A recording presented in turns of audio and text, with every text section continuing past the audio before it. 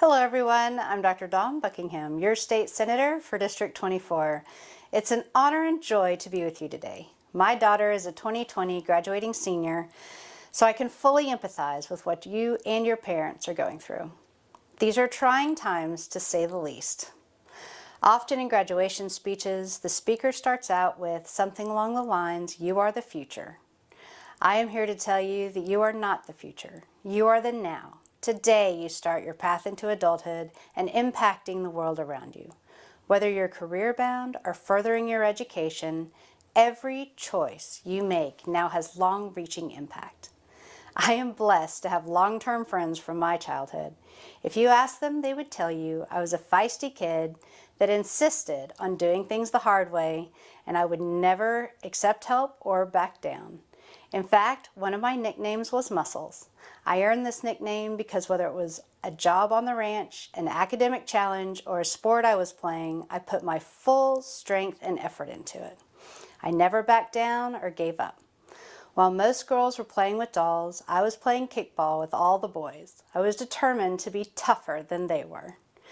These ingrained personality characteristics have both caused me great pain and served me well over time. Along the way, I have been blessed by many great mentors, and I have learned many lessons.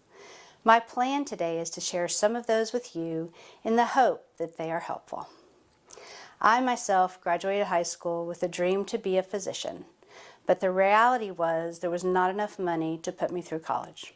Ultimately, I ended up living at home, working 2 jobs, and through sheer grit and determination got into medical school. Debt-free, by the way. Fast forward many years, and I'm a young ophthalmologist just starting practice.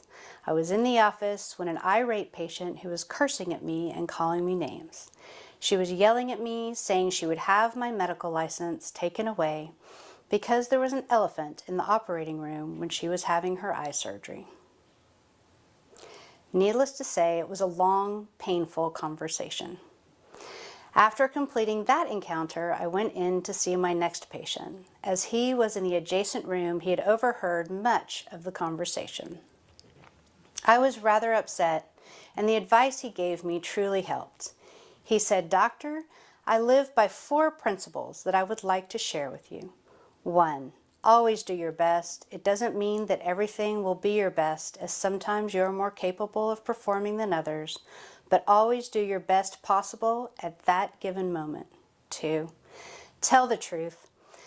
This one causes a lot of pain, but it's worth it. To always strive to be as honest as possible takes grit. I have found there are many that do not want to hear my honest opinion, but in the end, it is better to be truthful. 3. No, not everything is about you. This is what helped me put that patient visit in perspective. Clearly, my patient was having a bad day and lashing out at me, and obviously there was not an elephant in her operating room. Her criticism had nothing to do with my performance as a physician, but had everything to do with what was going on in her head at the time. In other words, do not take things personally. And 4, never harbor a broken spirit. Life is going to knock you down. However, when you get knocked down, it's okay to take a moment to lament that. But after a short lament, stand up, brush yourself off, and fight again. Every failure is a learning opportunity. Seize that opportunity, learn from the situation, and move on. I recognize that you each are facing unique challenges. One of the challenges we all face is division from one another. I call this the us versus them movement. For example, many entities from social media, regular media, political parties, industries, and individuals thrive on division and sensationalism. The more sensational the story, the more attention or higher ratings or money or power they get. This movement trounces freedom of speech and sends a message that if anyone expresses a difference of opinion, they should be disliked because they are not like, quote, us. I would advise you to be watchful for things that divide us from one another. Be wary of people that have negative, divisive things to say. I would encourage you to think of us as we. Do we agree on everything? No. Should we agree on everything? I would answer no. Should we respect each other's differences and opinions? I would say yes.